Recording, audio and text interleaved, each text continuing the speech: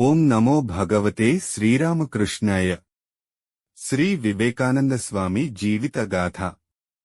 వివేకానంద పూర్వీకుల వంశ చరిత్ర. కలకత్తాలోని సిమ్లా అనే పేటలో వివేకానందుడి వంశస్థులు అనేక శతాబ్దాలుగా సిరి సంపదలతో తులతూగుతూ దాతృత్వానికి కాక పాండిత్యానికి, శక్తి సామర్థ్యాలకు ప్రఖ్యాతిగాంచారు. వీరు కాయస్థ క్షత్రియులు. వీరిని దత్తవంశస్థులని పేర్కొంటారు.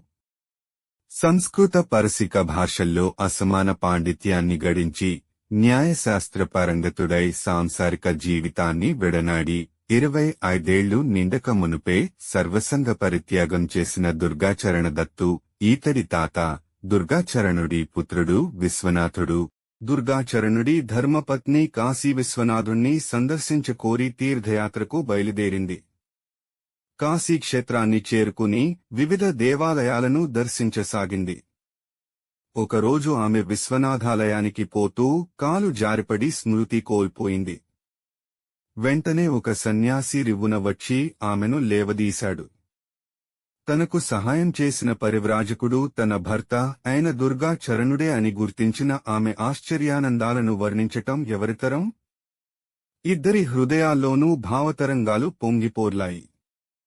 ఆహా! మాయ, మహామాయ అంటూ యతి పుంగవుడు అదృశ్యుడయ్యాడు.